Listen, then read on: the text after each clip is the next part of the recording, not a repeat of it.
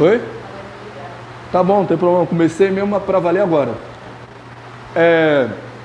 Paulo envia Tito para a ilha de Creta para poder combater as mentiras que existiam naquela cidade. Você tem uma noção? Os gregos eles tinham uma palavra para chamar os outros de mentiroso, que era cretense. Ou seja, quem nasceu em Creta era associado ao mentiroso. Por exemplo, aqui no Brasil nós temos a cultura, uma cultura errada, de que todo baiano é preguiçoso. Já ouviu isso? Ah, baiano é preguiçoso. Carioca é malandro. Isso não é verdade. Não é verdade mesmo. Então, mas naquela época as pessoas de Creta adotavam essa prática da mentira. Por exemplo, a mitologia grega prega que Zeus nasceu em Creta. E Zeus ele é conhecido por ser um deus dissimulado. Ele iludia mulheres porque Zeus tem muitos filhos na mitologia grega.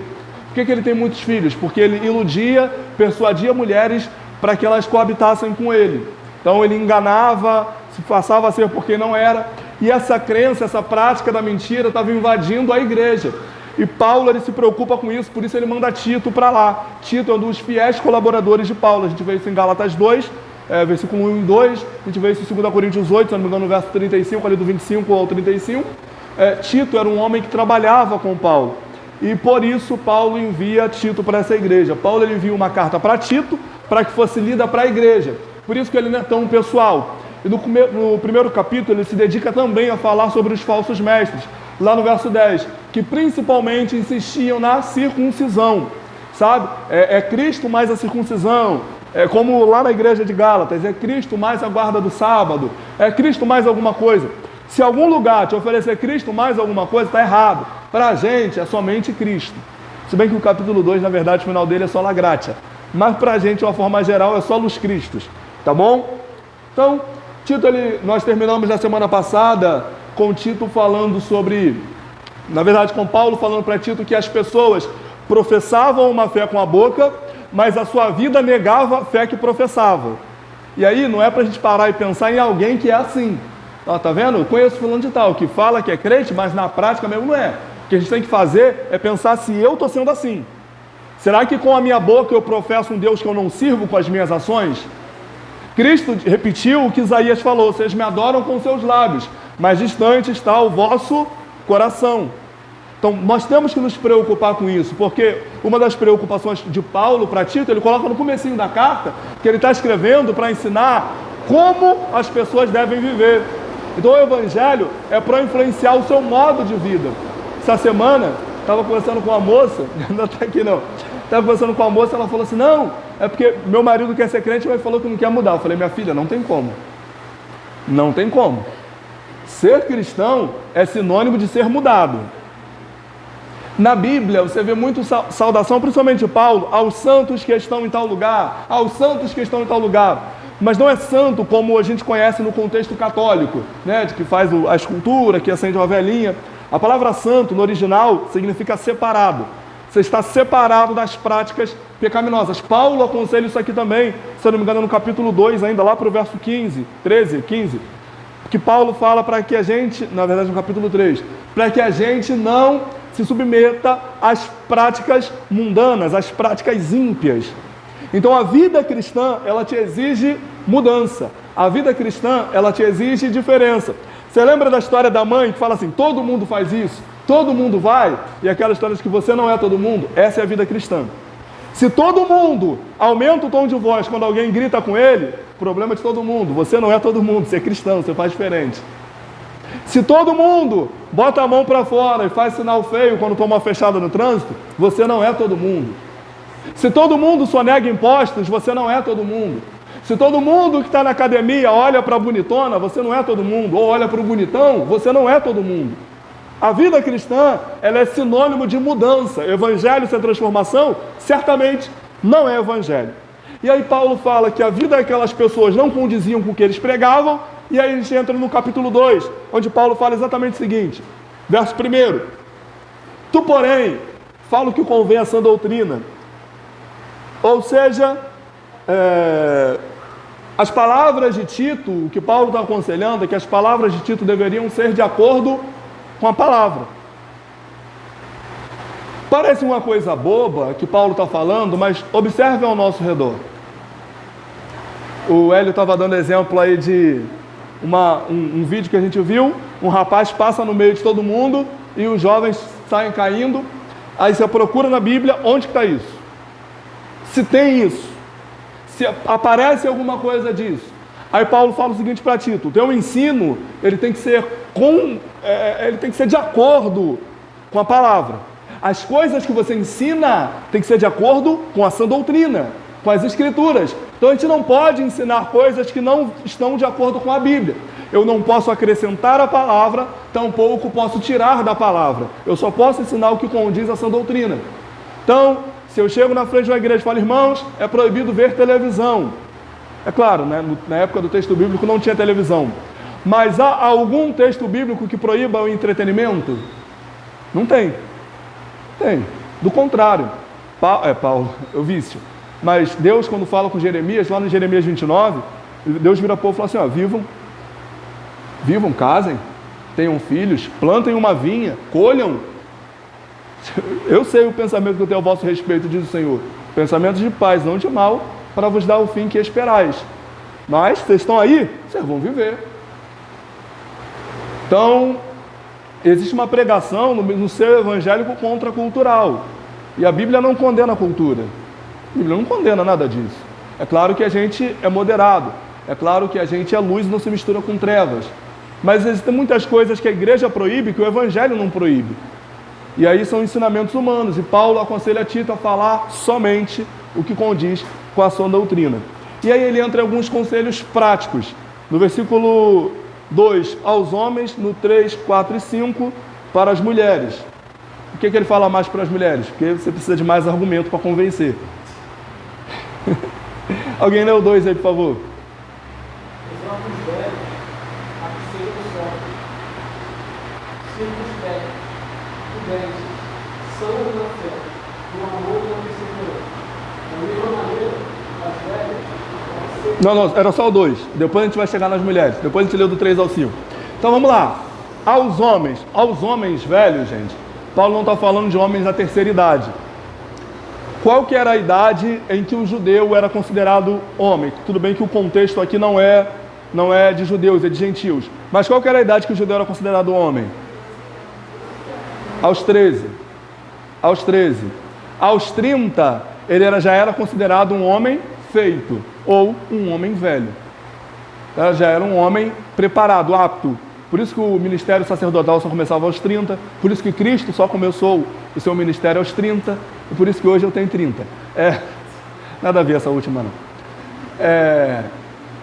Mas entendi esse homem velho como um homem, não um homem da terceira idade, mas é um homem já maduro. Então o que se espera de um homem maduro? Se espera de um homem maduro é que ele tenha domínio próprio, é que ele exercite o autocontrole, é que ele tenha temperança. Irmão, eu quero abrir um adendo aqui especial para falar sobre o autocontrole. Sabe por quê? Porque a gente ouve muita gente falando assim, e agora eu vou dar uma lapada de leve no pessoal neopentecostal e pentecostal. O pessoal fala assim: o Espírito Santo está em mim, eu perdi o controle, meu Deus, eu vou sair rodando porque eu não consigo me controlar. Irmãos, o último gomo do fruto do Espírito que Paulo apresenta em Gálatas capítulo 5, no verso 22, é domínio próprio, é temperança. Paulo também diz que o Espírito de Deus é sujeito ao Espírito do profeta. Paulo agora falou que espera-se que os homens tenham autocontrole. Se o que o Espírito Santo faz através do seu fruto é te dar o domínio próprio, como que o Espírito Santo agora vai entrar em você e vai te fazer perder o domínio? Faz sentido? Se uma das coisas que o Espírito Santo faz é te dar domínio, agora o mesmo Espírito vem e te tira o domínio? É Deus e Jó? Deus me deu, ele mesmo tomou? Está vendo como as pessoas fazem coisas que não fazem nenhum sentido? Mas é nenhum sentido bíblico. E Paulo fala para Timóteo: ensina o que condiz com essa doutrina. E está aqui, está muito claro. Então esse negócio de subir em cadeira, se pendurar em pau de sebo, fazer escarcéu, por quê? Porque eu estou descontrolado. Então você não está com o Espírito Santo, irmão.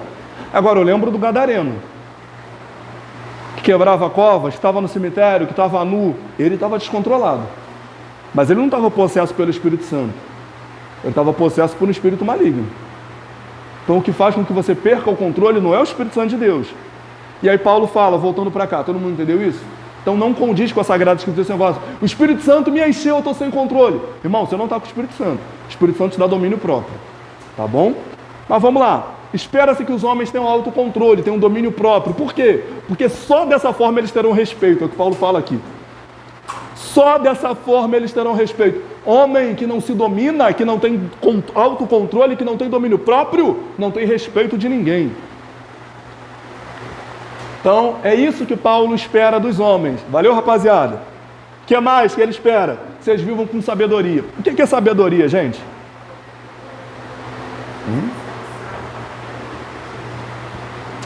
Eu gostei da definição que eu ouvi do Hernandes Dias Lopes. Não sei se é uma frase dele, mas eu ouvi por ele. Sabedoria é olhar na ótica divina. Sabedoria é você conseguir ver as coisas como Deus estaria vendo. Eu achei essa definição perfeita.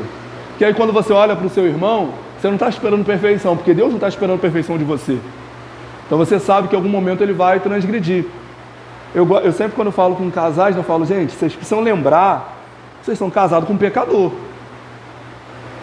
Que aí me liga para falar que o cônjuge errou. Ora bolas, temos um Sherlock Holmes aí. O que você espera de um pecador, irmão? Que ele peque. Não sei o que você espera. Eu espero que o pecador peque. É claro que eu não estou falando de um pecado proposital, que faça alguma coisa para te ferir propositalmente, mas os tropeções da vida fazem parte do cotidiano. Ah, mas Samuel, meu irmão errou contra mim. Ele é pecador. Faz parte. E ó, te dá uma super dica. Essa não vai cair na prova do Enem, mas anota que você vai precisar. Ele vai errar com você de novo. Tem que passar uma aguinha, velho. Ele vai errar com você de novo. Teu irmão, teu cônjuge, teu parente, vai errar com você de novo. Então, viva com sabedoria, olhe com sabedoria. Por quê? Porque também Deus espera que você seja cheio de amor, é o que diz Paulo no verso 2, e cheio de paciência. Homem impaciente, você está transgredindo a palavra.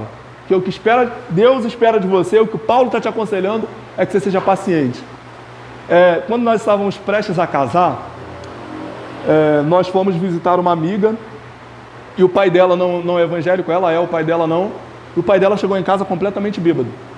E ele me chamou no canto e falou assim, Samuel, tu vai casar? Falei, vou te dar um conselho, não esqueça dele nunca mais. Falei, pode falar. Engraçado, que eu tenho histórias com pessoas alcoolizadas. 2 dos melhores conselhos que eu recebi na minha vida foram de pessoas alcoolizadas. Um foi sobre ministério e o outro foi sobre casamento. Só Jesus na causa.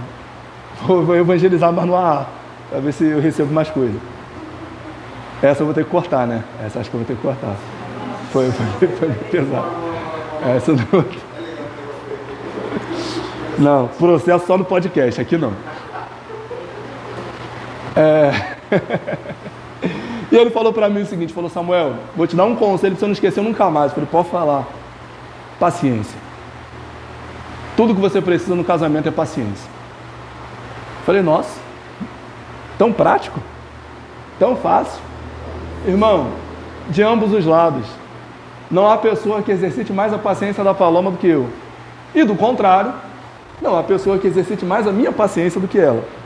Mas o que a Bíblia espera de mim é que eu seja paciente. E aí é paciência com as pessoas mesmo. Quando a Bíblia fala de perseverança, é paciência com situações. Quando a Bíblia fala de paciência, paciência com esse miserável que está sentado do teu lado. Miserável é digno, que precisa de misericórdia. Uma vez, eu virei para um diácono na igreja onde eu servia, falei assim, seu miserável. Numa escola bíblica, domingo de manhã. À noite, o pastor me chamou para conversar. Samuel, falei, fala, pastor. O irmão está muito chateado, está muito triste. Falou que chorou e tudo quando chegou em casa, que você chamou ele de miserável. Falei, pastor, esse cara tem que virar homem. Mas depois eu fui pedir perdão. Essa foi a minha primeira reação de pecador. Mas miserável é que precisa de misericórdia. Talvez não tenha te contado, mas você é um miserável também. Eu sou também. Eu careço da misericórdia. Tá bom? Homens entenderam? Homens entenderam? Amém. Vamos lá, do 3 ao 5.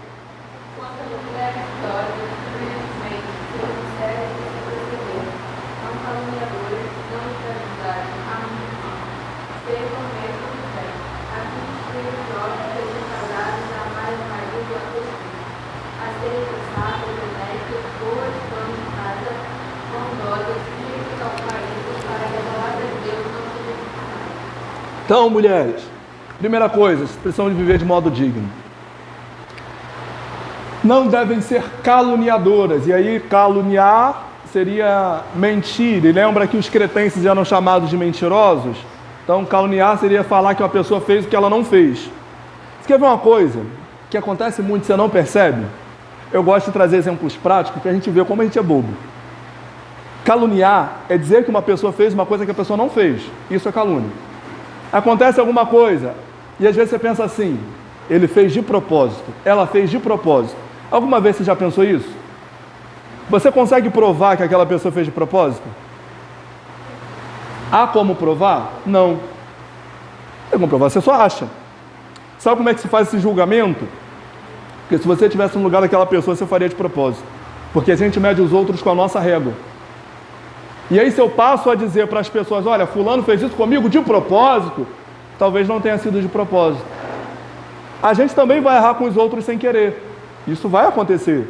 Porque a gente é pecador, gente. E nós acabamos de cantar aqui o que Paulo fala em Romanos 7, verso 19. Olha, o bem que eu quero fazer, eu não consigo. Mas o mal que eu não quero, não larga do meu pé.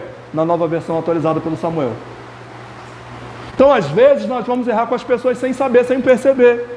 Já aconteceu de algumas vezes a Paloma me chamar no canto e falar, ó, tu fez isso, isso e isso, não ficou legal, não ficou bom. Paula já fez isso comigo.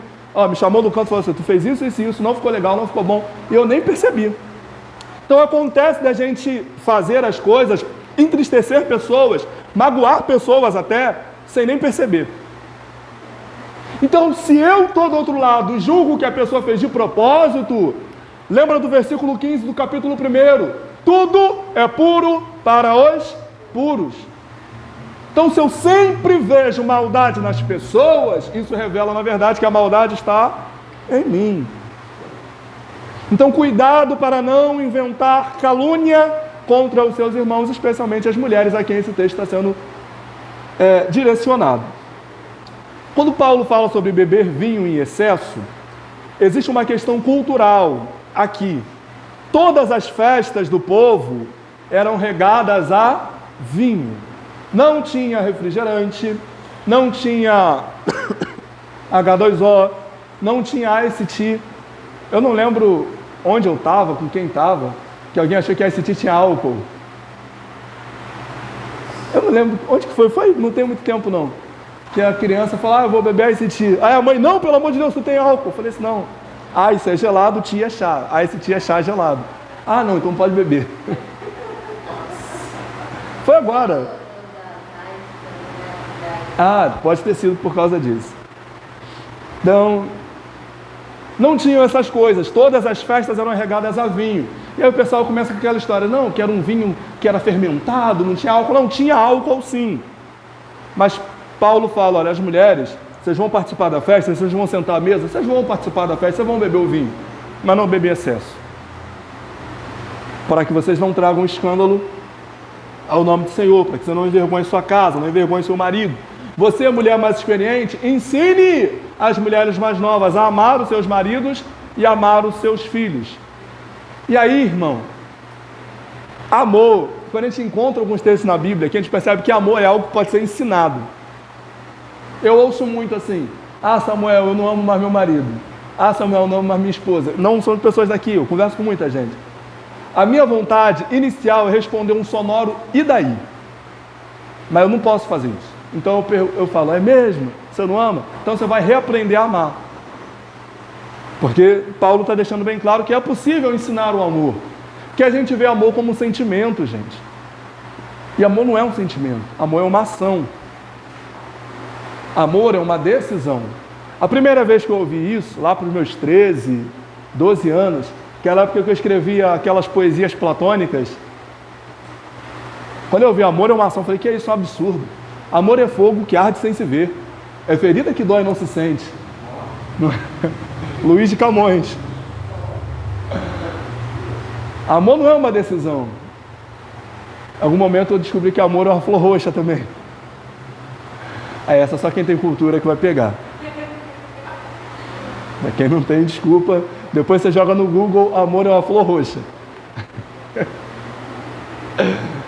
Mas amor é uma decisão. Paulo, quando ele vai ensinar sobre o amor, no texto mais conhecido sobre amor na Bíblia Sagrada, ele não fala sobre sentimento, ele fala sobre fazer e não fazer, sobre o que o amor é e o que o amor não é.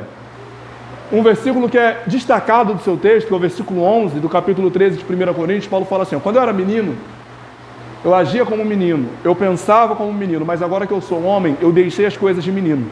Esse texto está inserido no pacote onde Paulo está falando de amor. Então, quando Paulo está falando que agia como menino e pensava como menino, ele está falando que agia e pensava como menino, o amor.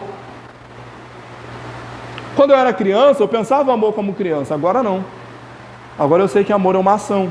Então, as mulheres mais velhas, elas podem ensinar as mulheres mais novas a amarem seus maridos, e amor é uma coisa que você escolhe. Amor é uma coisa que você escolhe fazer, é uma decisão que você toma. Até aí está todo mundo comigo? Vou ter que dar uma acelerada, né? Vamos lá. Verso 5, a viver com sabedoria, viver com pureza, irmão, misericórdia. Não dá para estender muito sobre o assunto feminismo, mas eu pretendo gastar algum momento aqui, no próximo ano, para a gente estudar sobre as pautas sociais, tá bom? Vamos estudar sobre as pautas sociais. Não devo fazer um evento extraordinário, devo incluir dentro das nossas programações as pautas sociais, comunismo, feminismo, e aí pode aparecer algum militante e falar assim: vai pregar contra o feminismo, mas não vai pregar contra o machismo. Irmão, pense comigo, há alguém fazendo marcha aí a favor do machismo? Há alguém com bandeira, machismo? Não tem isso. Então a gente vai pegar o que está em voga, que é o discurso feminista, e vamos combatê-lo por meio da palavra. É um discurso que confronta a palavra diretamente, porque o poder feminino, a visibilidade feminina, em grande parte, é a exposição do corpo. Fala, olha as grandes conquistas, olha os pilares do feminismo no Brasil: Anitta, Luísa Sonza, sei lá, acho que são essas duas aí que me vieram à cabeça agora. Se isso é exemplo de mulher, irmão, a gente está mal. A gente está bem mal. E aí Paulo está falando, as mulheres devem viver com pureza. As mulheres devem viver com pureza. Devem cuidar da sua casa. Assim, dessa forma, elas não envergonharão. E aí cuidar da sua casa, gente, não entra no questão machista. Pelo amor de Cristo. Eu faço tudo na minha casa. E tirando a parte de cozinhar, a Paloma faz tudo que eu faço melhor que eu. Cozinhar não dá pra você não. Tudo, eu lavo roupa, eu lavo o banheiro, arrumo a casa, eu tiro poeira dos móveis, e tudo isso ela faz melhor que eu. Porque a mulher tem mais esse jeito, tem mais esse toque, essa habilidade, que o homem não tem. O homem é mais displicente, a mulher é muito focada, o homem ele olha as coisas de forma mais ampla. Exatamente, ela é minuciosa. O homem não é. Mas de uma forma generalizada, o homem não é assim. E se o cara for muito assim, comece a desconfiar dele, porque ele está meio estranho. Estou brincando. Cuidado para você não se tornar uma mulher rixosa, isso é perigoso. Valorize o que está sendo feito, depois você vai se preocupar em como está sendo feito. Mas primeiro, o que está sendo feito é mais importante. Depois você vai ensinando. E aí tem os jeitos, né? Tu não faz nada certo, amor, ficou bom, mas pode melhorar. Tem os jeitos de tratar. Mas não é um curso para casais, depois a gente conversa sobre isso.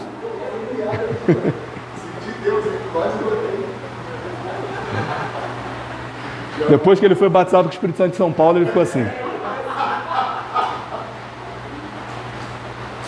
Vamos continuar? Do 7 ao 10. Na verdade, do 6 ao 10.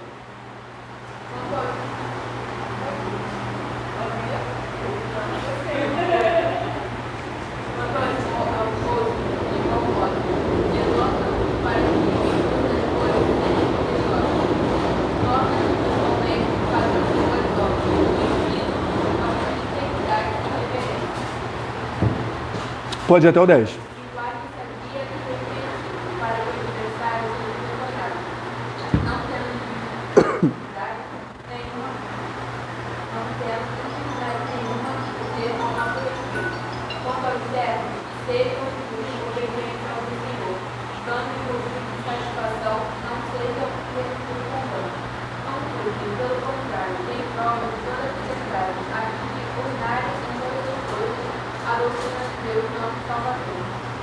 Amém. Eu quero só dar um destaque no verso 8 para a gente prosseguir. Paulo fala o seguinte, na verdade 7. Você deve ser exemplo de boas obras. Tudo que você fizer deve refletir a integridade do seu ensino. Então, se eu falo uma coisa aqui para vocês, e pense eu como qualquer outra pessoa, não falar de mim não. Se você ensinar uma coisa para o seu filho, filho, não pode mentir, filho, não pode mentir. Aí quando o credor bater na sua porta, você virar para o seu filho e falar, filho, fala que papai não está em casa, a sua vida não condiz com o seu ensino. O que você prega não condiz com a sua vida. Aí tem um ditado mundano que é, faça o que eu digo, não faça o que eu faço. Errado. A sua vida deve condizer com aquilo que você ensina. A sua vida deve condizer com a fé que você diz carregar. Então, Paulo diz para Tito, olha, viva, que a sua mensagem deve ser tão correta, na verdade volta no 7, né? Você mesmo deve ser exemplo de boas práticas. Então, essa história de que não olhe para mim, olhe para Cristo, está errado. As pessoas que são ímpias e te cercam têm que olhar para você e ver Cristo na sua vida. Essa é a realidade cristã. Homens e mulheres de Deus precisam ser exemplos. Aquela história de que você é a Bíblia que o mundo lê, você é o Cristo que o mundo vê, se não é, deveria ser. As pessoas que te cercam precisam conhecer Jesus através da tua vida. Por isso que Paulo diz para Tito, você deve ser exemplo de boas práticas. Então, se as pessoas até hoje não olhavam para você e não viam Cristo, que a partir de hoje, em nome de Jesus, pelo poder da palavra dele, você seja transformado e transmita Cristo com o seu modo de viver. Não é aquela pregação de pregue, se possível, use palavras, não! É que a sua vida é tão dedicada e tão comprometida com o Evangelho que será impossível alguém atravessar o teu caminho e conhecer Jesus pelo modo que você vive. É isso. Não se corromper, não se prostrar, não se submeter, não se dobrar, permanecer firme e comprometido com a palavra. É isso que o Evangelho espera de todos nós. Na verdade, é isso que o Evangelho ordena de todos nós. Amém? Vamos continuar. Do 11 ao 15.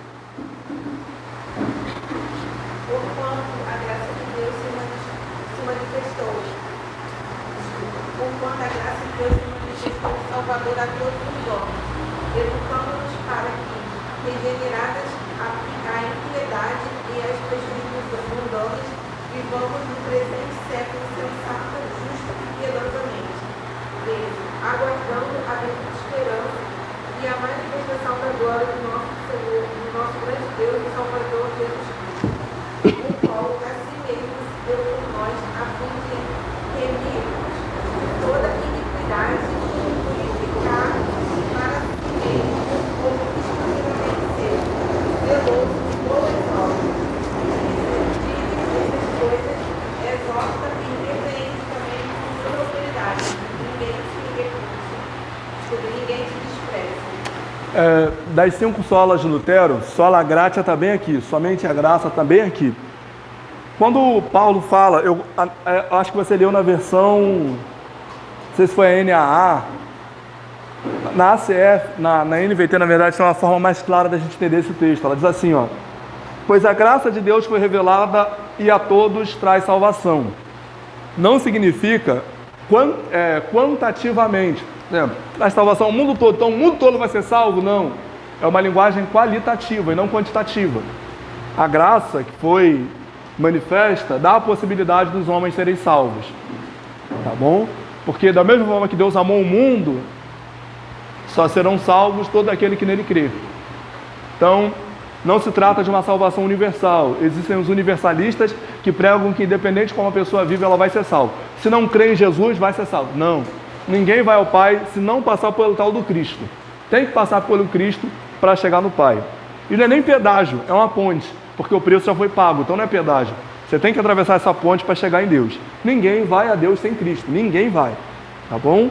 Então, Paulo, ele aconselha a que nós vivamos justa, santa e piedosamente. Foque nessas 3 palavras. Se essas palavras forem difíceis para você lembra de sabedoria, justiça e devoção. É o conselho de Paulo para Tito e para toda a igreja de Creta. Viva de forma sábia, viva de forma justa e viva uma vida devota. Todos sabem o que é devoção? Todos sabem o que é devoção? Em algumas traduções vai estar a palavra piedade. É uma das boas palavras para poder se referir a crente. Um crente piedoso. Ninguém sabe o que é devoção? Não? Submissão. Submeta a palavra de Deus, irmão. É isso que a palavra de Deus espera de você. E por que, Samuel, tem que me submeter à palavra de Deus? Porque ela é melhor do que a minha opinião. Já viram aquela frase, siga o seu coração? Irmão, já reparou quanto teu coração é enganoso? Jeremias 17. Enganoso é o coração do homem. Uma hora você quer uma coisa, outra hora você não quer mais, aí você pensa uma coisa, daqui a pouco você dispensa, aí você acha que é, daqui a pouco não é. Se você seguir a palavra, ela não muda. Ela permanece uma. Então siga a palavra.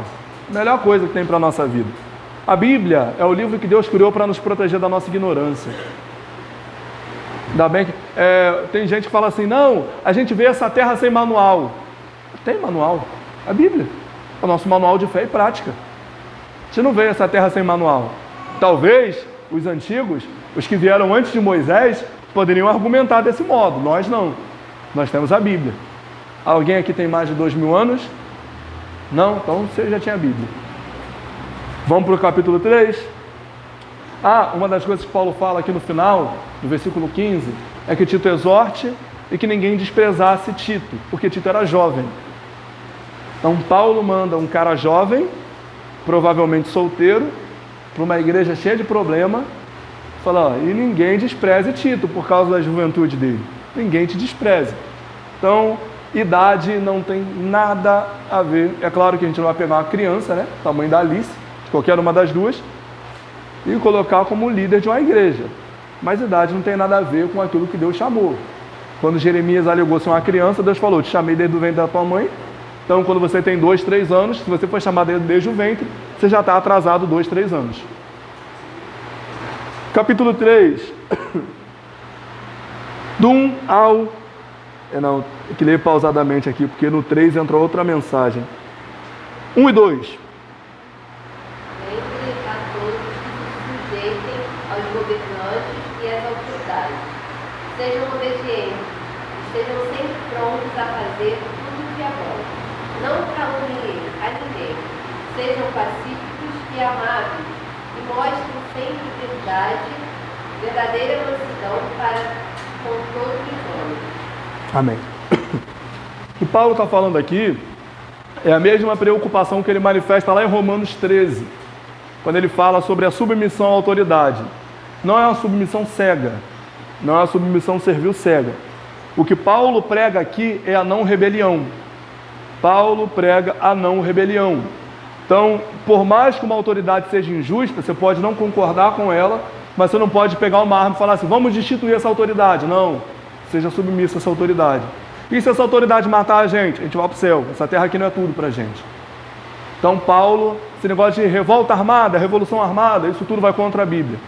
Nós somos pacificadores. É isso que a Bíblia nos chama, é isso que nós devemos ser. Então, revolta armada, rebelião armada, isso tudo vai contra a Bíblia. 1786, Revolução Francesa, 1786, por aí, lá da guilhotina, agora me falha a memória, mas isso tudo vai contra a Bíblia. Tudo isso vai contra a Bíblia. A Bíblia prega uma vida pacífica. Obviamente, o exemplo de Sadraque, Mesaque e Abednego deixam bem claro como a gente deve se comportar. Se o Estado disser para a gente, negue a Jesus, o Estado vai matar a gente, que a gente não vai negar Jesus. É isso, tá bom? Mas você não vê Sadraque, Mesaque e Abednego pegando espada para tentar se rebelar contra o Estado. Do 3 ao 6. Do 5. Porque também nós éramos muito tempo insensatos, desobedientes, extraviados, segundo a mais processos de Deus, vivendo em malícia e inveja, odiosos, odiando tudo a Deus. Mas quando apareceu a felicidade e o amor de Deus, nosso Salvador para com os homens. Assim? Isso. Não pelas obras de justiça,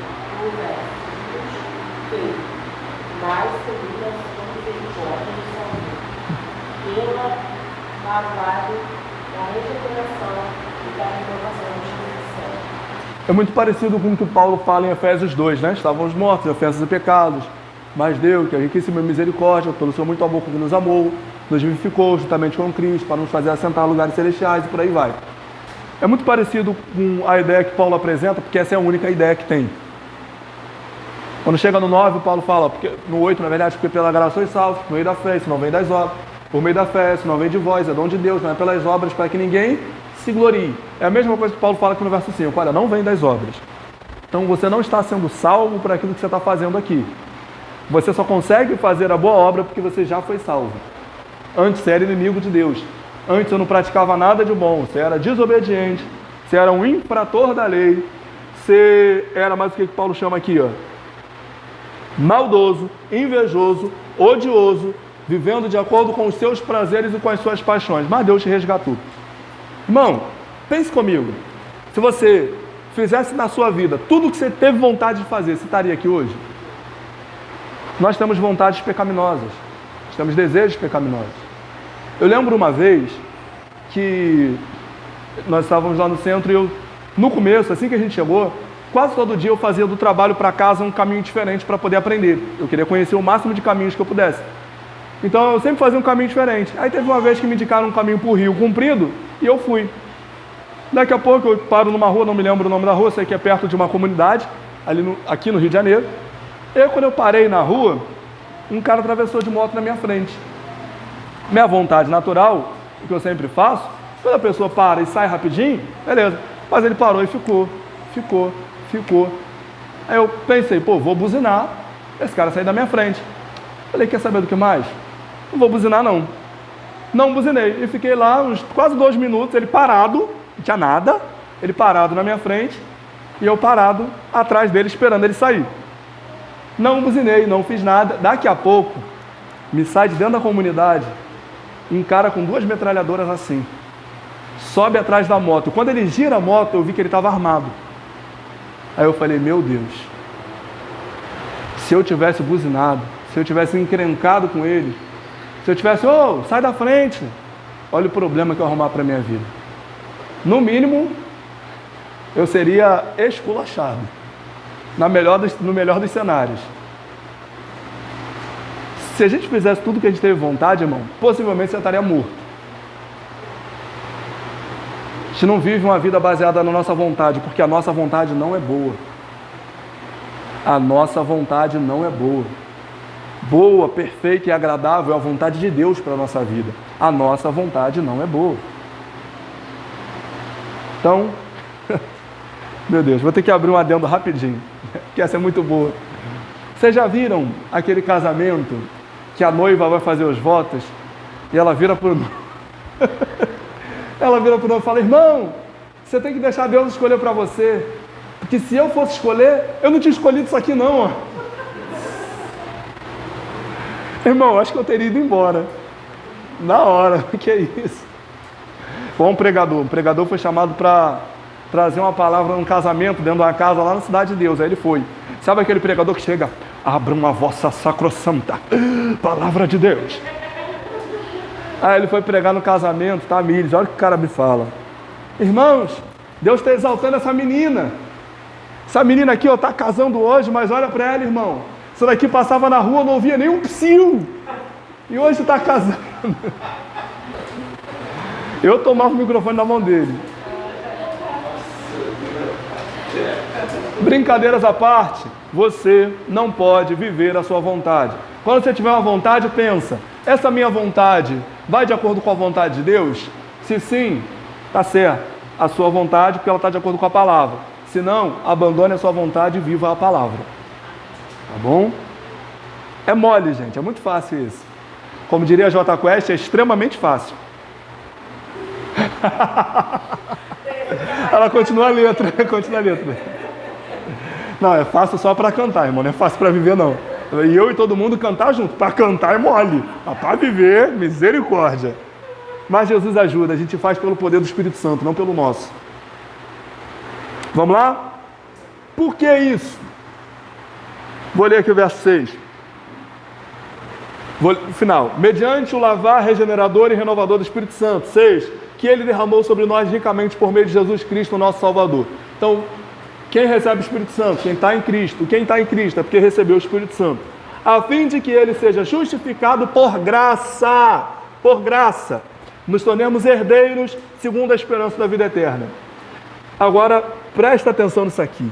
Isso aqui é extremamente importante. Verso 8. Fiel é esta palavra.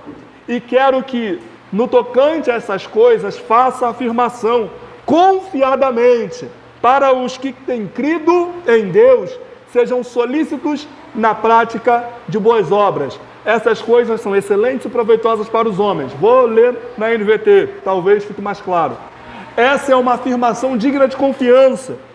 E quero que você insista nesses ensinamentos, para que todos os que creem em Deus se dediquem a fazer o bem.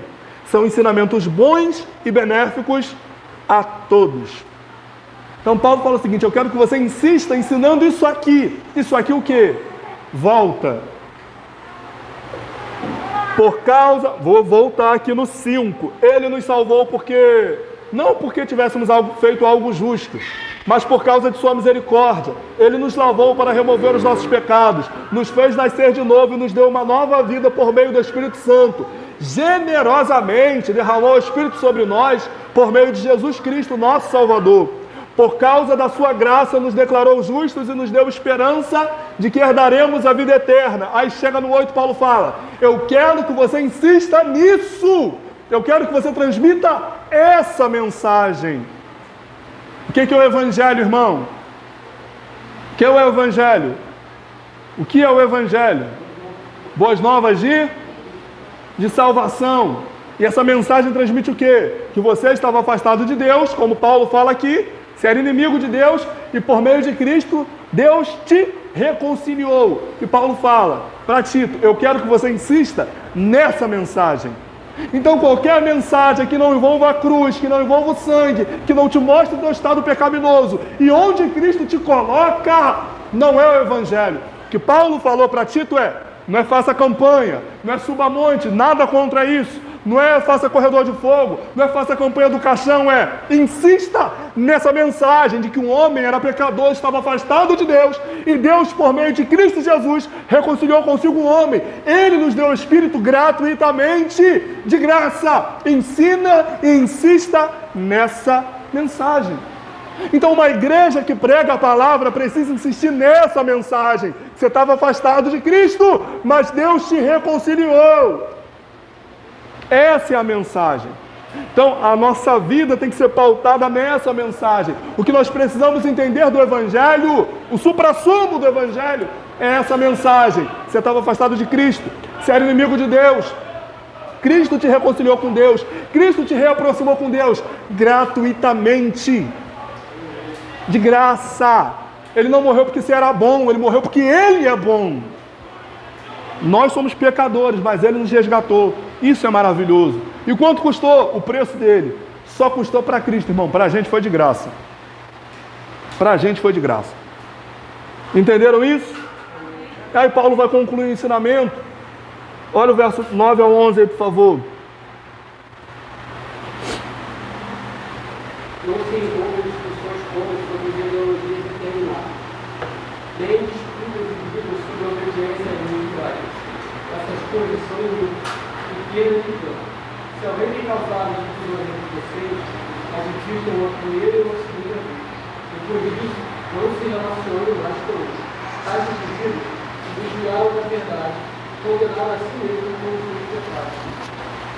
Paulo não está falando de parar de falar com o pecador. Paulo, quando ele fala de causar divisão, ele está falando de líderes. Tá? Então, se o líder não está pregando o evangelho conforme esse aqui que Paulo está apresentando, não se relacione mais com ele. Ou seja, saia da sinagoga dele, saia da igreja dele, pare de ouvir esse cara. Mais ou menos isso que Paulo está falando. Fui de trás para frente, né? Mas uma mensagem importante que Paulo deixa para a gente é: não se envolva com discussão tola. Uma coisa que eu não faço, na verdade tem mais de um ano que eu não faço, é discutir política. Até porque no Brasil não se discute política, se discute político. É um debate que não me faz enriquecer em nada, só me faz perder tempo e eu parei. Mas umas coisas que eu também parei de fazer é discutir, não religião, né, teologia. Porque as pessoas não discutem o texto bíblico. vão falar sobre homens, falar sobre pessoas. Um pouco me importa a vida das pessoas, me importa o Evangelho. Então, se em algum momento a sua conversa virar um debate tolo, você perceber que aquela pessoa não está ali querendo ouvir o Evangelho, está querendo te afrontar, ou coisa parecida, bola para frente. Como Jesus ensinou aos discípulos, sacode a poeira do teu pé e vai embora. Não perca tempo com vãs contendas. Eu sou de uma época que a gente tinha que impor o Evangelho às pessoas. Eu lembro de um irmão, ele já é falecido, que ele estava evangelizando do lado de fora do ônibus, entregando folhetinho. Aí ele veio entregando para um, veio entregando para outro. Aí quando chegou no rapaz que ele foi entregar o folhetinho, o cara falou, não quero não. Ele, tu vai pegar. Rapaz, não quero. Tu vai pegar sim, pega isso aqui. Não, eu não quero impor o Evangelho a ninguém, a gente não precisa disso. Mas cuidado para que você não entre em vãs contendas. Tudo bem, nós militamos a defesa do Evangelho, nós militamos a causa do Evangelho. Mas enquanto a discussão for o Evangelho, participe. Mas se em algum momento fugir disso, partir para o campo pessoal, é mais importante ganhar a pessoa do que ganhar o debate. É isso que você precisa lembrar. É mais importante ganhar a pessoa e perder o debate do que ganhar o debate e perder a pessoa. Então cuidado para que você não entre em vãs contendas, tá bom? Seja um sábio defensor do Evangelho. Por exemplo, se alguém disser, não, para ir para o céu, tem que ler o Salmo 91 7 vezes todo dia. Fala, irmão, isso não está escrito na Bíblia. Ah, mas meu pastor me ensinou. Mas não está escrito na Bíblia. Se você mostrar na Bíblia, está certo. Se é que não, mas você não tem fé. Aí já partiu para o lado pessoal. Aí você se isenta do debate. Eu falo isso, irmão, porque eu conheço uma pessoa que fala isso, tá? Não para ir para o céu. Ela fala, irmão, lê o Salmo 91 3 vezes, depois você ora, jejua, faz isso. É reza. Virou reza. Mas cuidado, cuidado. Tem coisas que a gente não pode nem perder tempo. Essa semana eu tive uma experiência com o pessoal que é da igreja do apóstolo do chapéu. E eu falei, cara, eu não vou discutir com esse pessoal. Não vale a pena. É uma fé errada, mas está muito arraigada. Eu vou orar. Até porque, irmão, pelo amor de Deus, só para você estar na igreja daquele cara, você tem que passar por uma lavagem cerebral muito grande. O cara vende sabonete com cheirinho de Jesus, irmão. Pelo amor de Deus. O cara vende sandalinha de Jesus. Ele vende sandalinha de Jesus. Por favor, né? Tem que ter algum problema na sua vida para você não perceber que aquilo ali não tem nada a ver com o Evangelho. Tijolinho da sua casa do céu. Mas é comprado, não é de graça não. De graça só com Cristo. Com Ele tem que pagar. Então tem coisas que não vale a pena a gente entrar em discussão boba, só vai perder tempo, tá bom? Vigie nisso, porque por mais que você tenha ânsia de defender o Evangelho, você não foi chamado para pisar em pessoas. É porque tem gente também que nem vale a pena, né? Perda de tempo.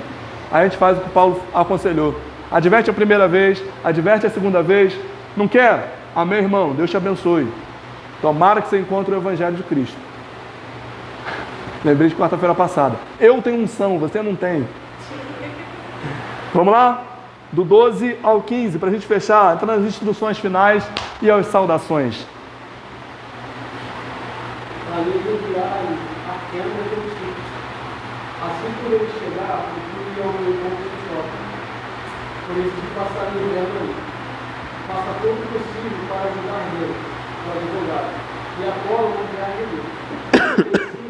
Tem tudo que precisa. Nosso povo deve aprender a fazer bem ao suprir as necessidades urgentes de hoje. Assim, ninguém será incompetente. Todos aqui vão lembrando. Por favor, enviem minhas salvações a todos que não há fé. Que a graça de Deus esteja com todos vocês. Preciso indicar Ártemas ou Tíquico.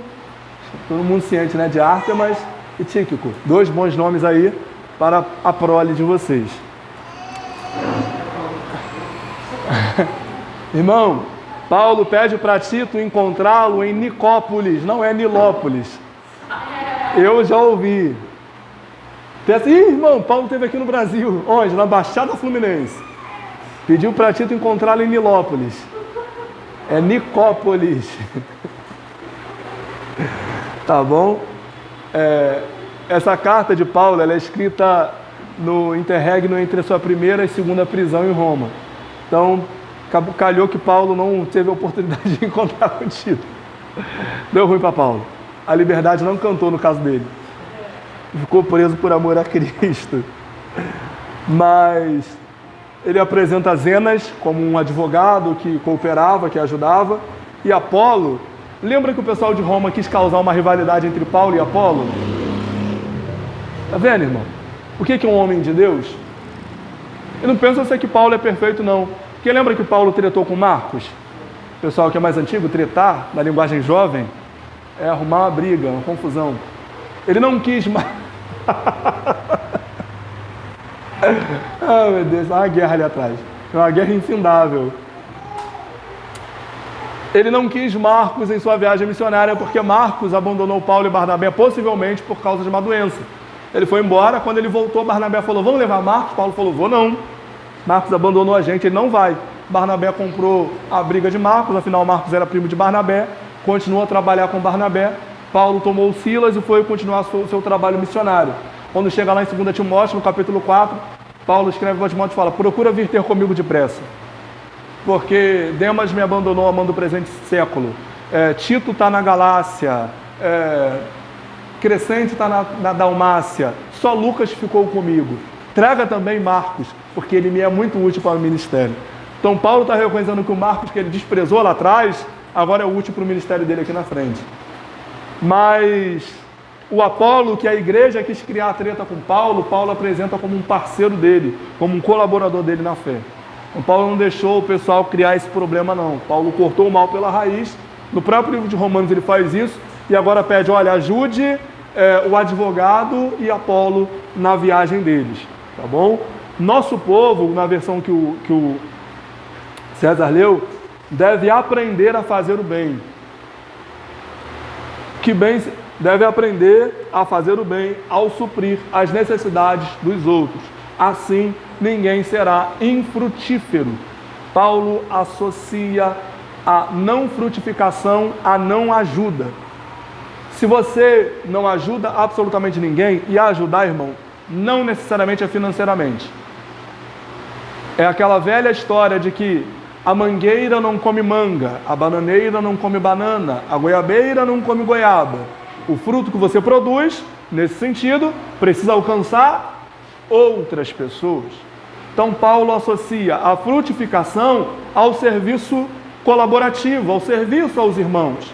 Então a sua vida precisa ajudar a vida de alguém. Se você até hoje não ajudava alguém, possivelmente você está sendo uma pessoa infrutífera. Ou, na versão mais atualizada, improdutiva. A sua vida é a resposta da oração de Deus para a vida de alguém. A sua vida é a resposta da oração de Deus para a vida de alguém. Então, cuidado para que você não seja improdutivo. E lembre-se que Deus colocou nessa terra para servir esses irmãos aí que você não gosta. Mas tem que servir mesmo sem gostar. E Deus te abençoe por isso. Tá bom? Paulo diz, todos aqui, essa parte de não gostar é brincadeira, hein? Todos aqui mandam lembranças, por favor, envie as minhas saudações a todos que nos amam na fé, que a graça de Deus esteja com todos vocês. Amém. O amém é por minha conta. Amém, irmãos? Alguém tem alguma dúvida, algo a acrescentar? Fale agora ou fale agora.